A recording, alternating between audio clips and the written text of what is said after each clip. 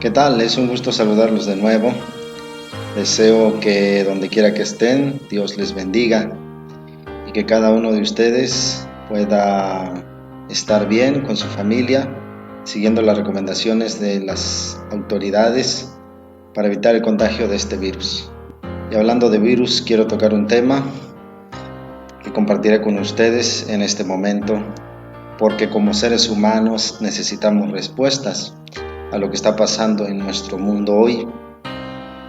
Y gracias a la palabra del Señor, nosotros podemos tener una idea general de por qué pasan cosas como esta enfermedad que está acabando con la vida de muchas personas. Bueno, vamos a comenzar el estudio de esta tarde y vamos a pedir la bendición de Dios como lo hemos venido haciendo. Oremos. Padre nuestro que moras en las alturas de los cielos, santo, santo y santo es tu nombre, Señor. Te damos muchas gracias por la vida que nos prestas hasta hoy. Y queremos, Señor, dedicar este momento al estudio de tu palabra, porque tenemos dudas, porque queremos encontrar una explicación a todo lo que pasa en el mundo hoy, porque tenemos temor a la muerte, porque queremos, Señor, estar bajo tu protección y tener una esperanza en nuestro corazón para no andar en la incertidumbre. Bendice a tus hijos donde quiera que estén, que tu Espíritu Santo pueda hallar lugar en cada corazón y que cada hijo tuyo que escuche tu voz a través de tu santa palabra pueda tener paz en su corazón. En el nombre de Jesucristo lo pedimos. Amén.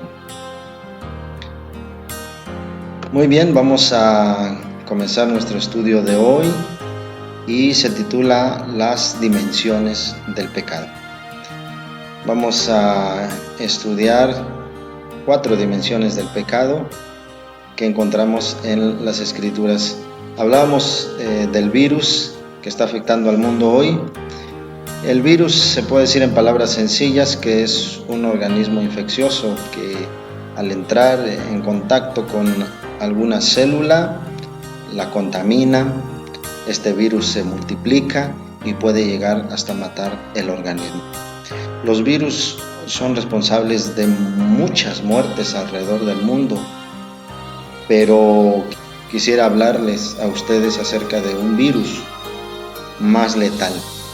Y este virus es el responsable de todas las muertes de todos los seres vivos a lo largo de toda la historia de la humanidad. Este virus, por supuesto, es el pecado. Y alguien puede decir, yo pensé que de verdad había un virus. En serio, este virus es tan real que es el responsable de que haya muerte en el mundo. Hay una pregunta que quisiera lanzar a ustedes. ¿Hay algo que explique la existencia de la muerte? ¿Y por qué nosotros tenemos tanto miedo a la muerte? ¿Por qué razón existe la muerte? Y las Escrituras y la Biblia nos muestran la razón por la cual existe la muerte. Este virus, que es el pecado, produce la muerte. Dios creó todo bueno, pero el virus del pecado halló lugar en la vida del ser humano. Y por eso ahora hay muerte, porque la paga del pecado es muerte. Isaías capítulo 1, versículo 6 muestra cómo Dios ve al ser humano invadido de este virus. Dice así: desde la planta del pie hasta la cabeza no hay en él cosa sana, sino herida, hinchazón y podrida llaga. Se hace referencia a que el pecado deja al hombre como cuando una lepra viene sobre su cuerpo y lo va acabando. Así es el pecado. El pecado tiene como consecuencia la muerte. Este virus, que es el virus del pecado, es hereditario. Todos lo tenemos desde que nacimos. Salmos capítulo 51, versículo 5, registrando las palabras del rey David, dice lo siguiente: He aquí en maldad he sido formado y en pecado me concibió mi madre. Así que cuando nacimos, este virus ya lo traíamos con nosotros. Aquí hay algo que quisiera apuntar, porque muchos creen que el hombre nació neutro y que son las circunstancias lo que lo llevan a ser bueno o malo. La verdad que las circunstancias pueden influir sobre el ser humano, pero las escrituras nos enseñan que el hombre no nace ni neutro ni bueno, nace malo. Nosotros heredamos este virus. Hay una ilustración para que podamos nosotros comprender cómo es que heredamos este pecado. Imaginen ustedes que nace un niño en México y cuando el bebé nace, la enfermera lleva al bebé hacia donde está la mamá y la mamá toma a su hijo en los brazos y sonríe y el bebé está muy bonito. Ahora imaginemos que la mamá le dice al niño: hijo, estás muy bonito, qué precioso eres. Pero debo decirte algo, que tú ya debes 100,000 pesos. Y si el niño pudiera hablar, le dijera a la mamá: oye, ¿y por qué? Si yo acabo de nacer. Y entonces la mamá le explica y le dice: lo que pasa es que tú naciste en México. Y todo aquel que nace en México, nace endeudado.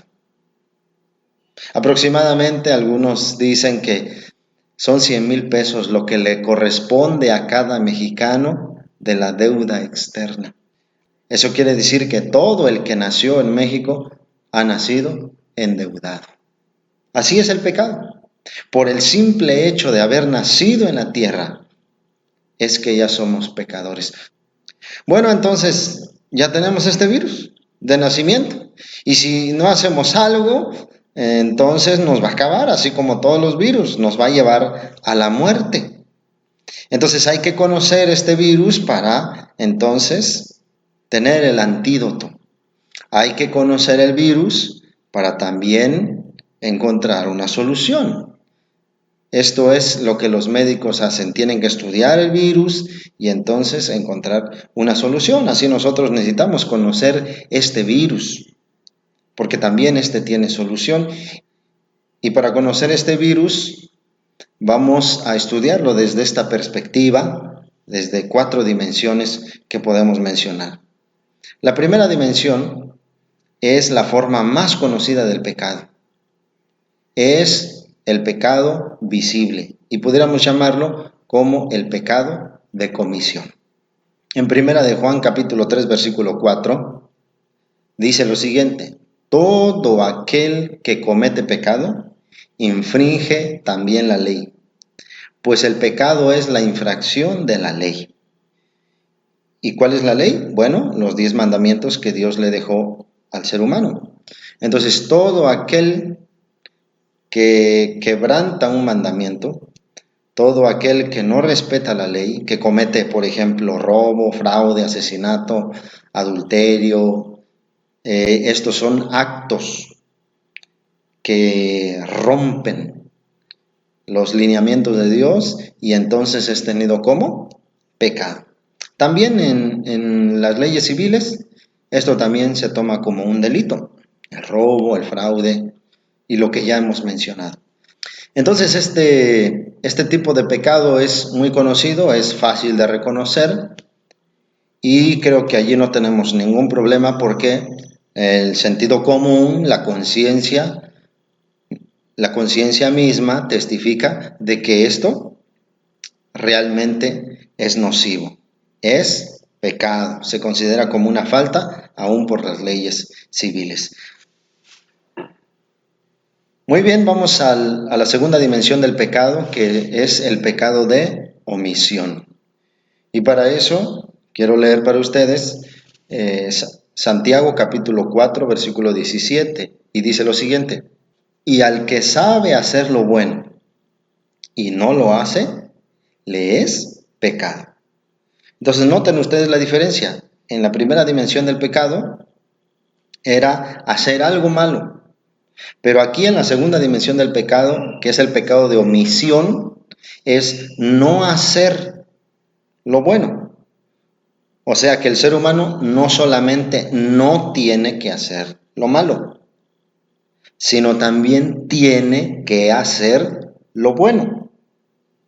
O sea que estar libre de culpa no significa necesariamente quedarme quieto.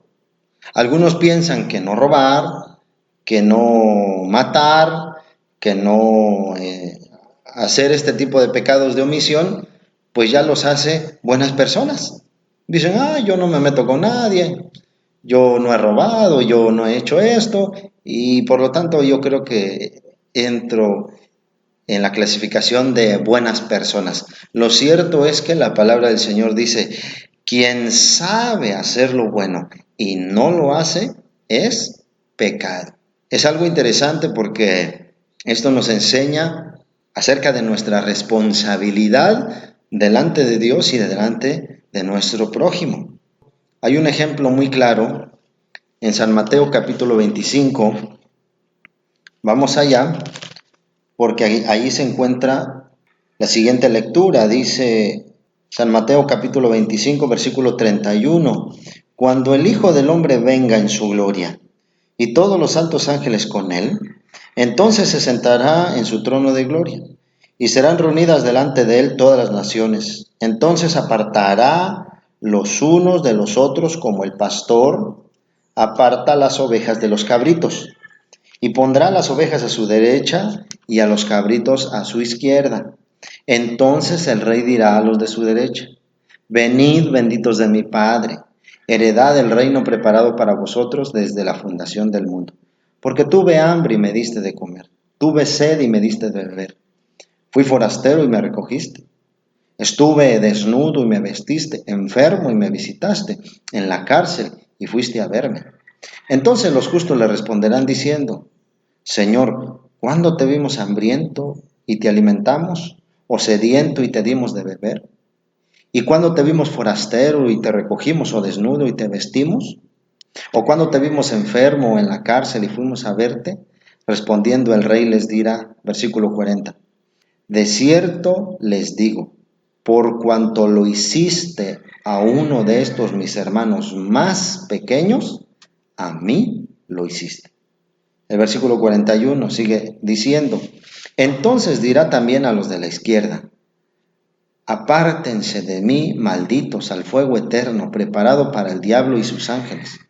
Porque tuve hambre y no me diste de comer, tuve sed y no me diste de beber, fui forastero y no me recogiste, estuve desnudo y no me vestiste, enfermo y en la cárcel y no me visitaste. Entonces también ellos le responderán, diciendo, Señor, ¿cuándo te vimos hambriento, sediento, forastero, desnudo, enfermo en la cárcel y no te servimos? Entonces le responderá diciendo, de cierto les digo, por cuanto no lo hiciste a uno de estos mis hermanos más pequeños, tampoco a mí lo hiciste. Versículo 46, irán estos al castigo eterno y los justos a la vida eterna. Esta parte, cuando se habla de los cabritos, de los que están a la izquierda del rey, estos reciben no la vida eterna, sino reciben un castigo. ¿Por qué? Porque no cumplieron la parte positiva de la ley, que es hacer. Tal vez cumplieron la parte negativa de la ley, no matar, no tener otros dioses, no robar, honrar a los padres, pero no cumplieron con su deber para con el prójimo. Y mire qué interesante que el Señor diga, si lo haces a uno de estos mis hermanos más pequeños, es como si a mí lo hicieras. Por eso es que es tan importante no cometer el pecado de omisión, no voltear la mirada cuando alguien necesita una mano. Esos hermanos pequeños que se menciona aquí, son los que sufren por la desigualdad sufren por el abuso, sufren precisamente por las circunstancias adversas de la vida. Hay gente que pasa necesidad y muchos de ellos no pueden evitar la pobreza. Y entonces espera que su prójimo pueda ayudarle. La mejor evidencia de que alguien ha llegado a ser hijo de Dios es que hace las obras de Dios. Entonces también debemos tener cuidado de no cometer este pecado. Como el buen samaritano. Pasó un levita, pasó un sacerdote y no ayudaron al prójimo, aunque eran muy religiosos. Pero el buen samaritano cumplió con su deber. Muy bien, ahora pasamos a la tercera dimensión del pecado. Este tipo de pecado tiene que ver con los motivos y las intenciones del corazón. Es una persona que podemos decir no comete cosas malas. Sin embargo, Dios, que conoce los pensamientos y las intenciones del corazón, sabe lo que uno puede cavilar dentro del corazón, lo que uno puede maquinar. Hay pecados que no llegan a su consumación, hay pecados que solo se gestan. Y alguien puede decir, bueno, no lo hice, solamente lo pensé, pero eso es también pecado. Por eso es el pecado de intención. Y para comprender un poquito mejor, leamos San Mateo capítulo 5, el versículo 21, dice lo siguiente: Oíste que fue dicho a los antiguos, no matarás, y cualquiera que mate será culpable de juicio. Versículo 22. Pero yo os digo que cualquiera que se enoje contra su hermano será culpable de juicio, y cualquiera que diga necio a su hermano será culpable ante el concilio. Y cualquiera que le diga fatuo quedará expuesto al fuego del infierno. Entonces, este pecado se trata de intención. Este pecado está en el corazón, en el pensamiento. Alguna persona puede parecer decente y honorable, pero dentro de su pensamiento estar odiando, estar deseando mal, estar despreciando a su prójimo. Debemos tener también mucho cuidado de no cometer esto, porque a veces pensamos que por no llegar a la acción, bueno, pues no cometí el pecado. Pero la verdad es que como Dios conoce las intenciones, bueno, delante de Él ya se ha cometido una falta. Y allí mismo, en San Mateo capítulo 5, ahora en el versículo 27, dice lo siguiente: Y oíste que fue dicho, no cometerás adulterio. Pero yo les digo que cualquiera que mira a una mujer para codiciarla, ya adulteró con ella en su corazón. Ahora mire, tanto matar como despreciar, como odiar, como enojarse con el hermano es pecado. Y ese enojo se refiere a una ira agresiva. Cuando hay un enojo agresivo, cuando hay una ofensa verbal, cuando hay expresiones que son hirientes, entonces es cuando uno está cometiendo el pecado de intención. El Señor tiene en cuenta todo lo que aquí pasa y también Él nos hace responsables de eso que la gente no ve, pero que nosotros sentimos hacia el prójimo. Ningún tipo de desprecio, algún tipo de violencia debe salir de nosotros, ni siquiera en pensamiento, hacia el prójimo. Número 4, y vamos a la siguiente dimensión del pecado. Esta es un poco más compleja, pero sin embargo, todos podemos captar acerca del pecado de relación.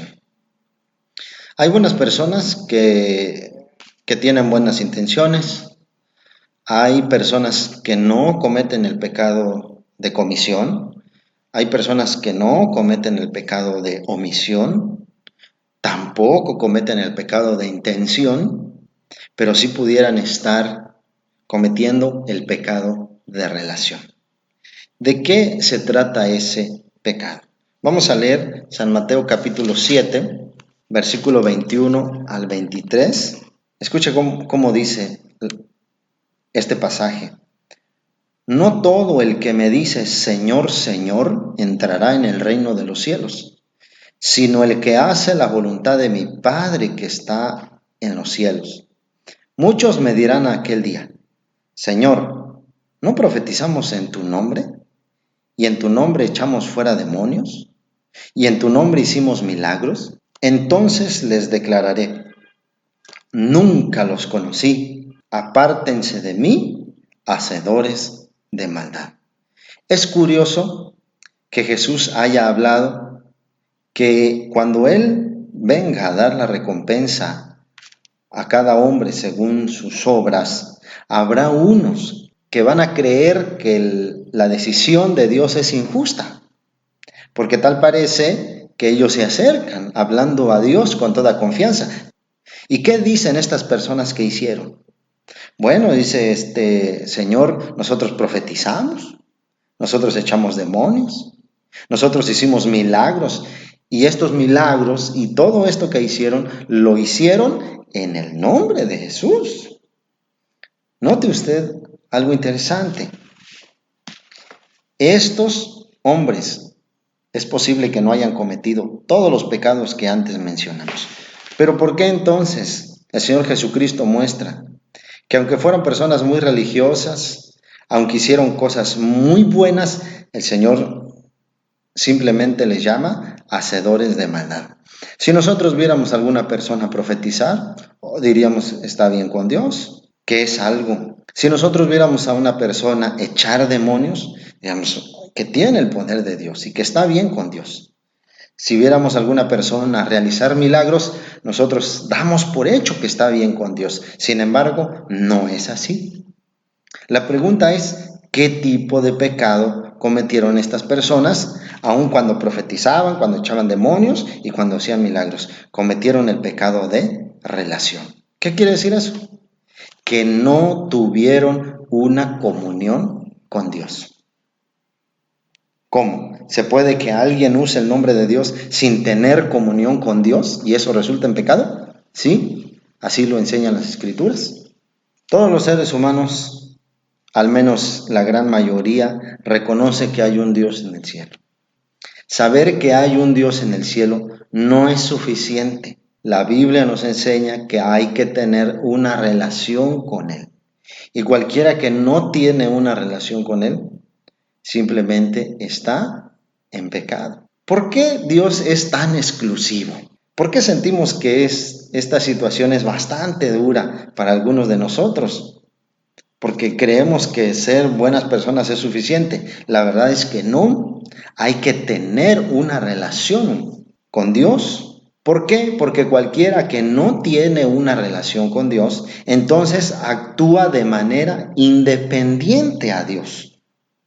Y actuar lejos de Dios, actuar sin tener en cuenta a Dios, por muy bonita que sea la causa que yo defiendo, por muy bonitas que sean las obras que yo hago, entonces no tiene sentido. Actuar independientemente de Dios es tenido como rebelión. El pecado causó separación.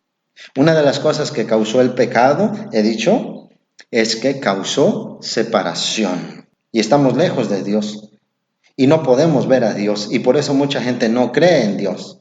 Hay cosas que no hemos visto y sí creemos que existen.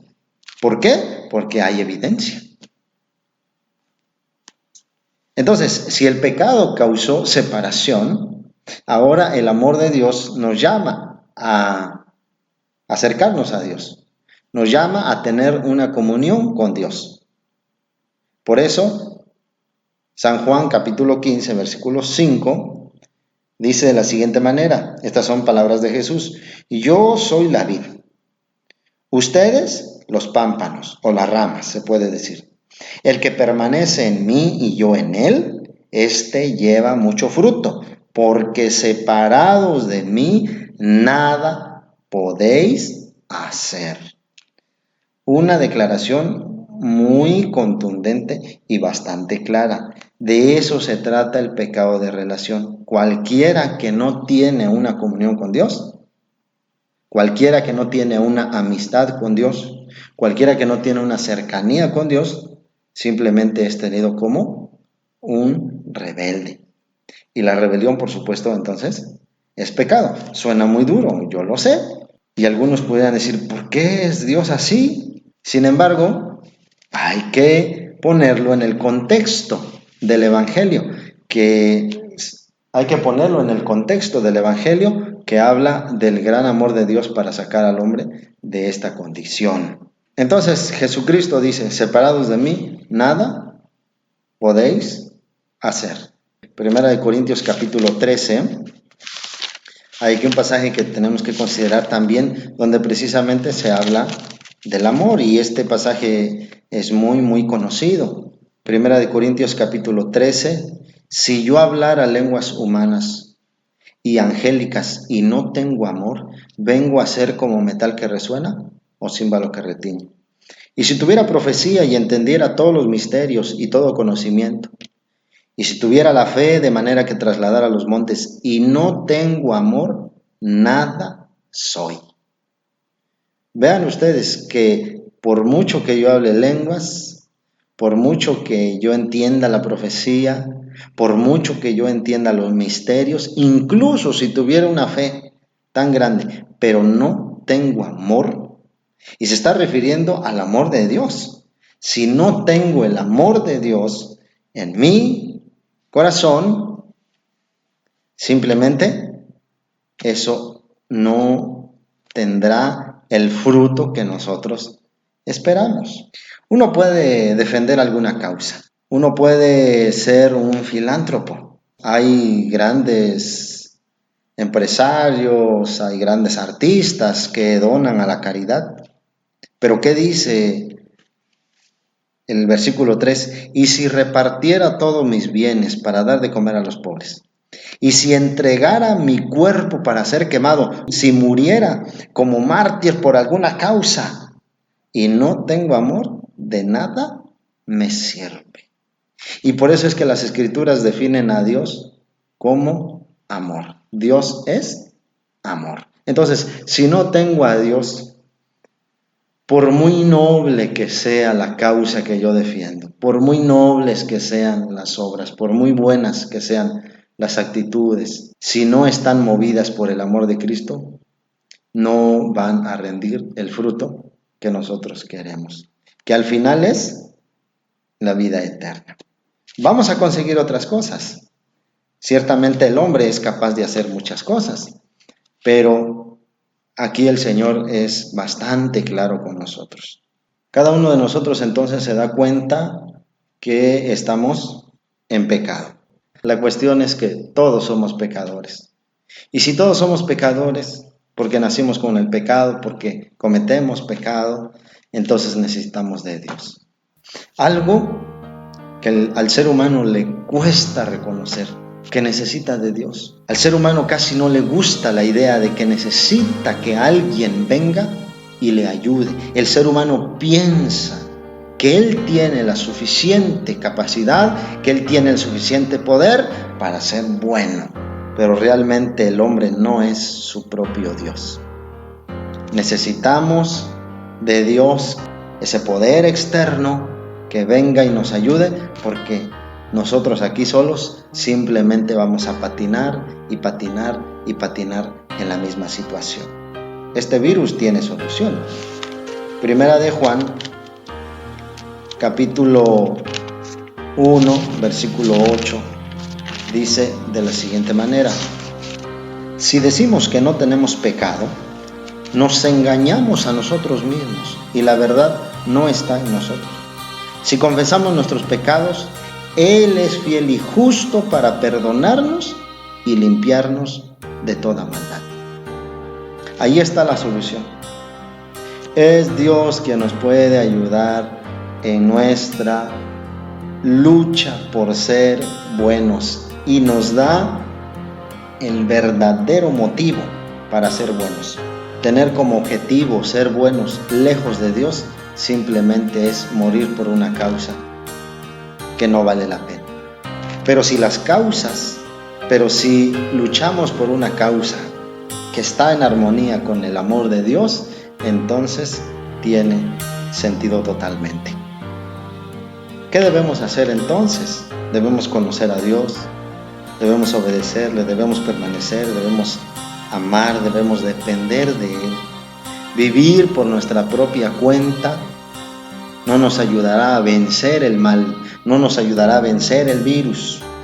Eso no se quita con una vacuna. Es Dios que nos puede ayudar.